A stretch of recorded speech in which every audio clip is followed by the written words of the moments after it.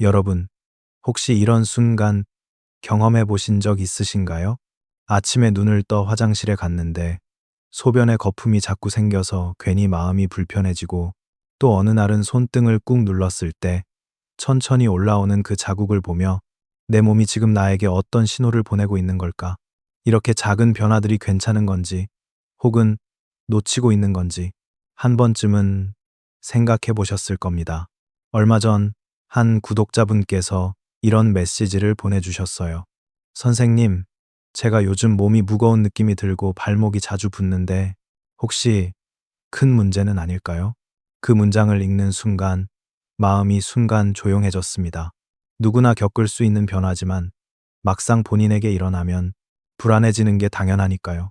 그래서 오늘은 여러분과 함께 소변의 거품, 그리고 부종과 관련해서 부담 없이 먹을 수 있으면서 몸의 균형을 도와주는 음식 4가지에 대해 차분하게 이야기해 보려고 합니다. 그리고 왜 이런 음식들이 도움이 되는지, 또 일상에서 어떻게 활용하면 좋은지까지 영상 마지막 부분에서 자연스럽게 이어갈게요. 오늘 이야기를 들으시면서 아, 내 몸이 이런 이유로 이런 신호를 보냈구나. 이렇게 조금이라도 이해와 안심이 되셨으면 좋겠습니다. 여러분은 요즘 몸이 보내는 작은 신호들을 어떻게 느끼고 계신가요? 소변에 거품이 생기거나 몸이 잘 붓는다는 것은 사실 우리 몸이 아주 조용하게 보내는 메시지일 때가 많습니다. 크게 아픈 곳이 없어도 일상 속에서 조금씩 무언가 불편해질 때, 그럴 때 몸은 말없이 신호를 먼저 보내죠.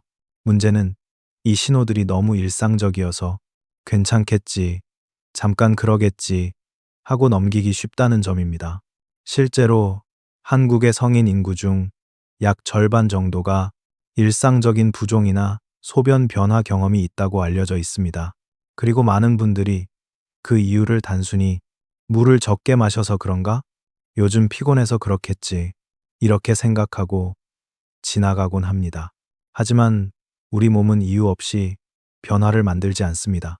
특히 소변과 붓기는 몸속 수분과 노폐물 처리 과정이 조금이라도 균형을 잃으면 언제든 나타날 수 있기 때문이죠.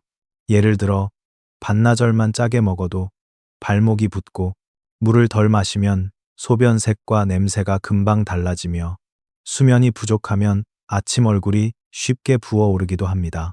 우리 몸은 이렇게 작은 변화만으로도 금세 반응하며 신호를 보내고 있습니다.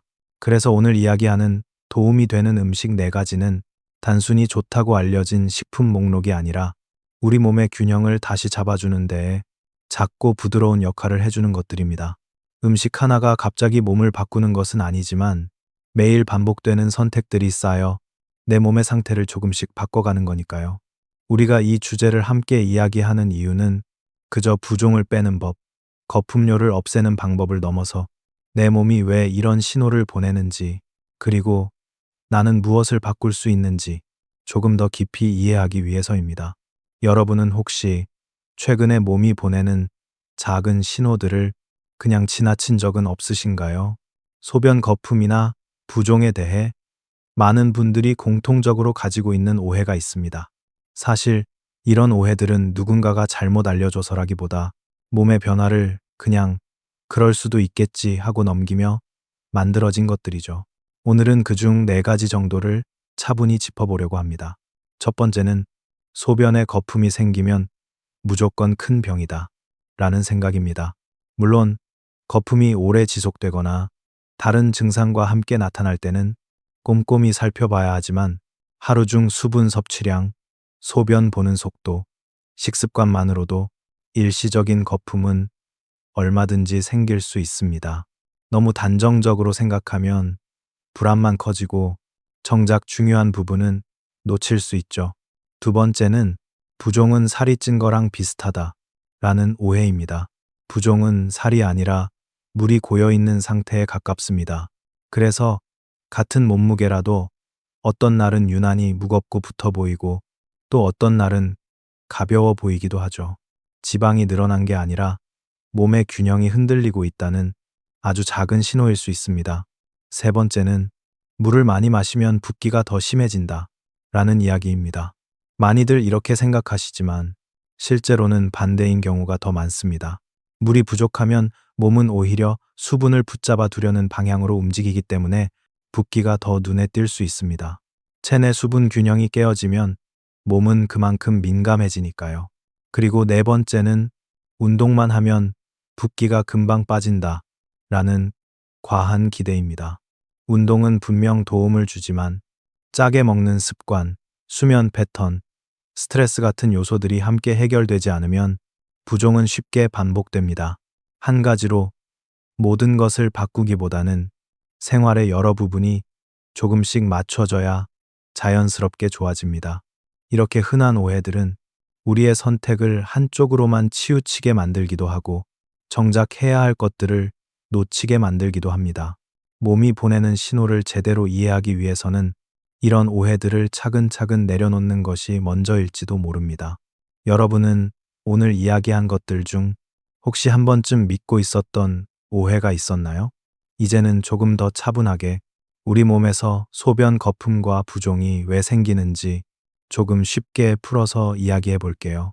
어렵게 들릴 수 있는 의학적인 개념이지만 생활 속 예시로 설명하면 훨씬 이해가 쉬워집니다.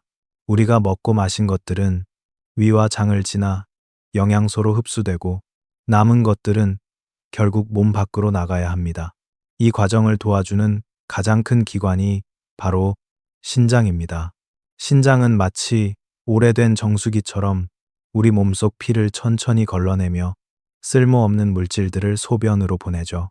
그런데 정수기도 오래 쓰고 관리가 부족하면 필터가 조금씩 막히는 것처럼 신장도 피로가 쌓이거나 너무 짜게 먹거나 수분이 부족해지면 미세하게 균형이 흔들립니다. 이때 소변의 단백질이 아주 잠깐 새어나오면 거품이 생길 수 있고 몸에 물이 빠져나가지 못하면 손이나 발목처럼 아래쪽부터 붓기가 나타나는 거죠. 또 한 가지 중요한 원리는 수분 균형입니다. 우리 몸은 항상 물을 일정하게 유지하려고 하는데요. 물을 너무 적게 마시면 몸은 물을 잃으면 안 되겠다 하고 오히려 수분을 붙잡으려는 방향으로 움직입니다. 그 결과 붓기가 생기기도 하고 소변은 더 농축되어 냄새가 강해지거나 색이 짙어질 수도 있습니다. 염분도 중요한 역할을 합니다. 소금을 많이 먹으면 염분 농도를 낮추기 위해 몸에 더 많은 물이 필요해지고 그 물을 저장하게 되면서 부종이 심해질 수 있습니다. 마치 김치에 소금을 많이 넣으면 배추가 물을 쭉 빨아들여 무거워지는 것과 비슷합니다. 우리 몸도 똑같이 반응합니다. 그리고 간혹 스트레스나 수면 부족도 부종과 거품료에 영향을 줄 수 있습니다. 몸이 긴장한 상태가 오래되면 호르몬 균형이 흔들리면서 수분을 조절하는 기능이 잠시 불안정해지는 것이죠. 그래서 어떤 날은 크게 무리하지 않았는데도 아침에 얼굴이 쉽게 붓고 손가락이 끼는 느낌이 들기도 합니다. 결국 핵심은 아주 간단합니다. 우리 몸은 항상 균형을 유지하려고 하는데 어떤 부분에서든 균형이 깨지면 그 신호가 소변이나 붓기로 나타날 수 있다는 것. 그리고 이 균형은 거창한 치료나 특별한 보약이 아니라 매일 선택하는 음식, 물 마시는 습관, 수면과 스트레스 같은 일상적인 요소들로 충분히 되찾을 수 있습니다. 여러분은 지금 몸이 보내는 이 작은 균형의 신호들을 어떻게 받아들이고 계신가요? 이제는 여러분이 일상에서 바로 실천할 수 있는 4가지 음식과 생활 팁을 차분히 이야기해 볼게요. 이걸 꼭 먹어야 한다는 부담이 아니라 지금 내 몸의 균형을 조금 더 편안하게 해주는 작은 선택들이라고 생각하시면 좋겠습니다. 첫 번째는 수분 흐름을 자연스럽게 돕는 음식입니다. 그 중에서도 오이는 정말 가볍게 선택할 수 있는 식품이에요. 몸속에 쌓인 과한 나트륨을 희석시키고 수분이 부드럽게 순환하도록 도와줍니다. 특히 저녁에 짜게 드신 날, 다음날 아침 얼굴이 무겁게 느껴지는 날, 오이를 몇 조각만 곁들여도 가벼움이 다르게 느껴질 때가 있어요. 너무 특별할 것도 없지만 꾸준히 먹으면 몸이 은근히 편안해지는 그런 친구죠. 여러분에게도 그런 경험이 있었나요? 두 번째는 칼륨이 풍부한 음식입니다. 대표적으로 바나나나 토마토가 있는데요. 이 음식들은 몸속 나트륨과 균형을 맞추는데 도움을 줍니다. 나트륨이 많을수록 몸은 물을 붙잡으려 하기 때문에 칼륨은 그 균형을 다시 맞춰주는 역할을 하죠. 하지만 한 번에 많이 먹기보다는 아침에 한 개 혹은 식사 사이에 가볍게 곁들이는 식으로 몸에 부담 없이 천천히 채워주는 게 더 좋습니다. 바쁜 일상 속에서도 쉽게 선택할 수 있는 장점이 있죠.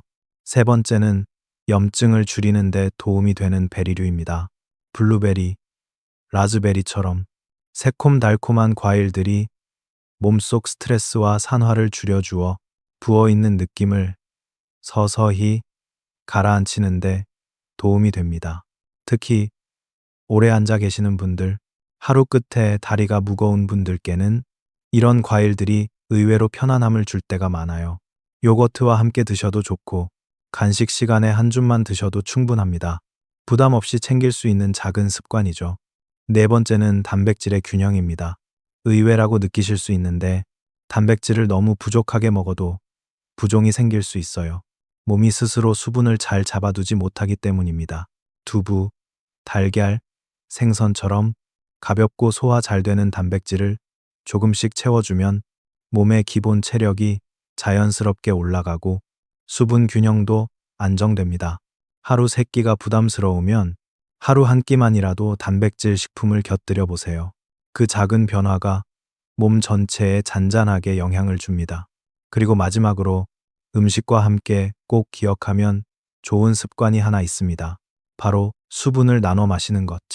한 번에 벌컥 마시는 것은 몸에 갑작스러운 변화를 주기 때문에 수분 유지가 오히려 어려울 수 있어요. 하지만 2시간마다 한두 모금씩 천천히 마시면 몸이 자연스럽게 균형을 잡기 시작합니다. 특히 부종이 잘 생기는 분들은 이 습관 하나만으로도 몸이 훨씬 편안해졌다고 이야기하곤 합니다. 음식과 습관은 거창할 필요가 없습니다. 오늘 이야기한 것 중 한 가지라도 여러분의 일상에 조용히 자리 잡는다면 몸은 분명히 그 변화를 느끼기 시작할 거예요. 여러분은 지금 어떤 작은 변화부터 시작해보고 싶으신가요? 오늘은 여러분께 제가 상담을 하면서 만났던 한 분의 이야기를 들려드리고 싶습니다. 70대 초반의 한 어르신이셨는데요.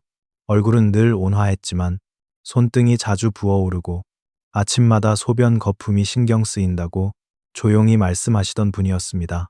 그분은 평생 가족을 위해 일하시고 내 몸은 괜찮아. 그냥 나이 들어서 그렇지.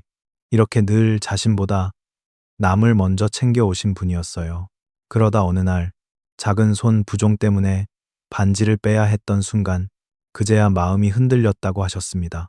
이제는 나도 조금은 신경을 써야 하는 걸까? 그분이 조용히 내뱉은 그 말이 오랫동안 마음에 남아 있었습니다. 그래서 저는 오늘 여러분께 말씀드린 수분을 나눠 마시는 습관, 가벼운 단백질 보충, 칼륨이 풍부한 식품들, 그리고 짜게 먹은 날 오이를 곁들이는 작은 실천, 그 4가지 변화만 천천히 실천해 보자고 부담 없이 제안드렸습니다. 한 달쯤 지나서 그분이 다시 연락을 주셨습니다. 선생님, 아침 얼굴 부기가 예전만큼 심하지 않아요. 그리고 이상하게 마음도 좀 가벼워졌습니다.